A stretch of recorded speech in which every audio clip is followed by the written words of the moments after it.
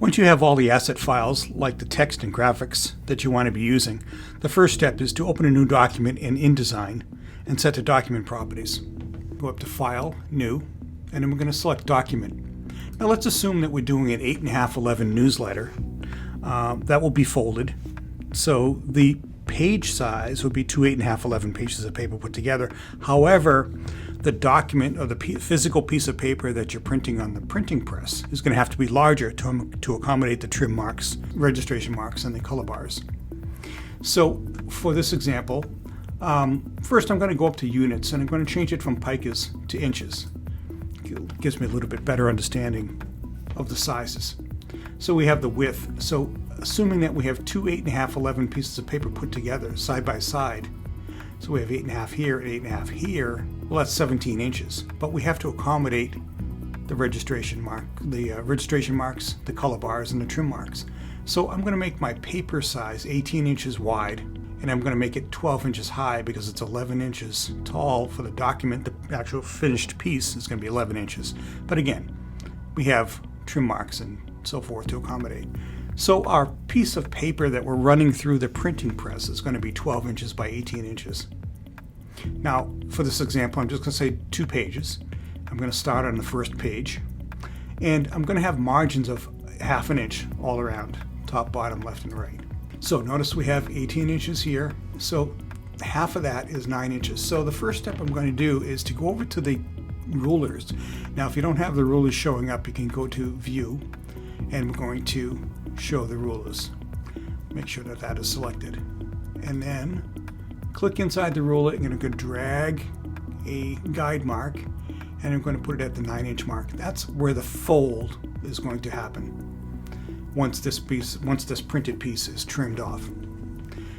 Now we already have the 1/2 inch guide mark here, but for the fold mark, I'm going to put a 1/4 inch mark there, guide mark there, another guide mark on the other end of it. So that's where the piece of paper is going to be folded. And the printable area, I want to keep that text and graphics away from that fold mark. So I have a 1/4 inch margin there and a 1/4 inch margin there. From this guide mark right here down to this guide mark right here is 11 inches. So our printed area is going to be following this border here over to this center guide mark. That's where the fold is. So on the inside, we have a 1/4 inch there. So I want to put another guide mark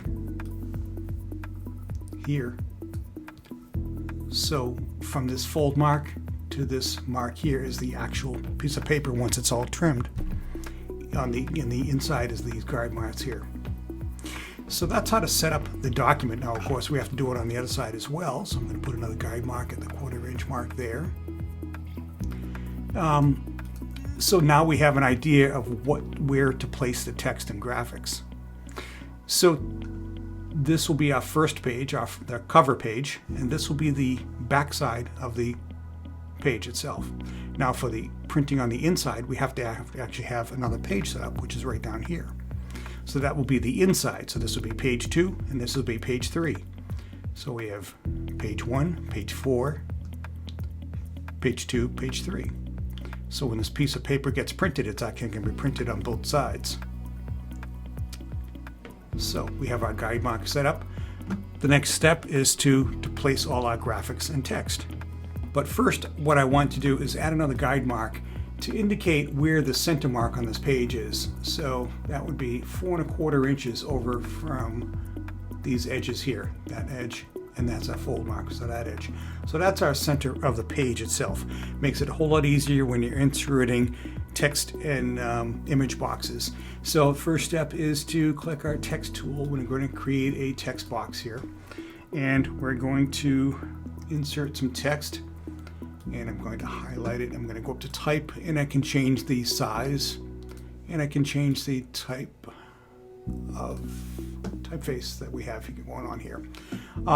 Notice that this is left justified in this text box, but notice a handle on here indicates where the center of this text box is, especially when you want to resize it according to whatever layout that you have. It gives you an indication of where that should be centered on the page. The next step is to actually create a text box for our headline.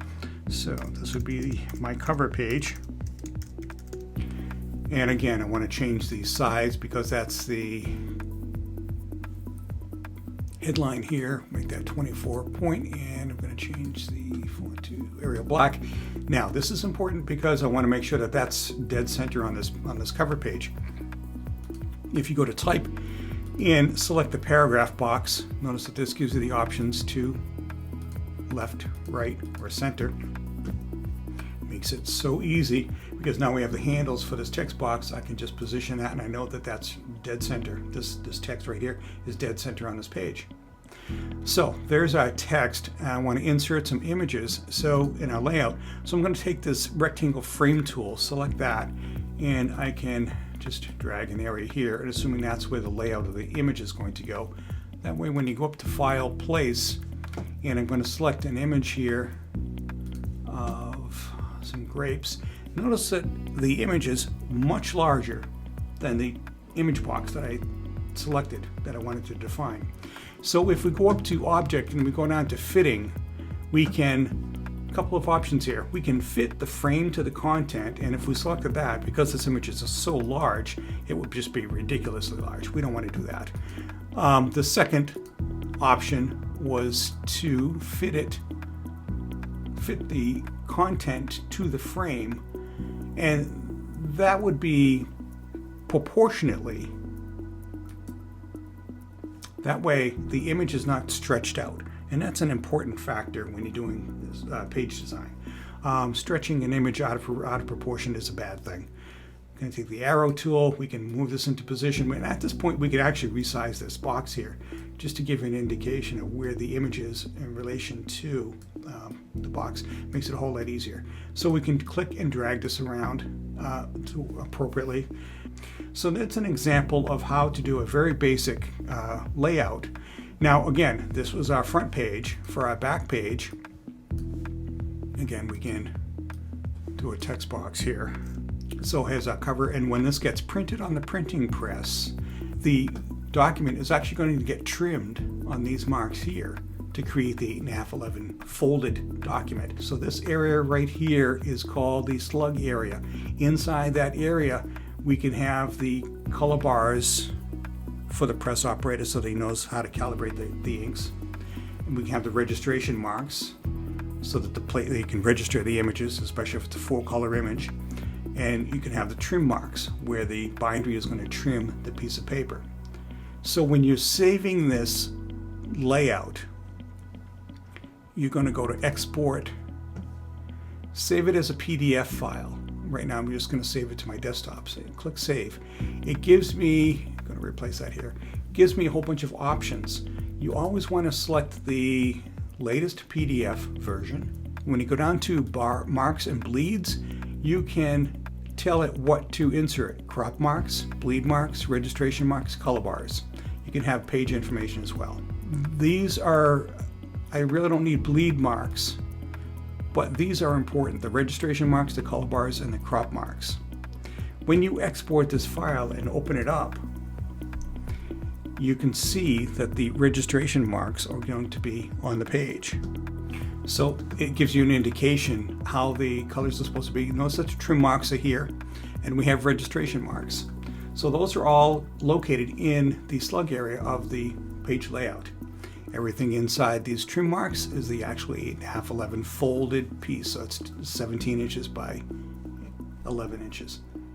So that's a basic layout, how to do a pre-press document setup using Adobe InDesign.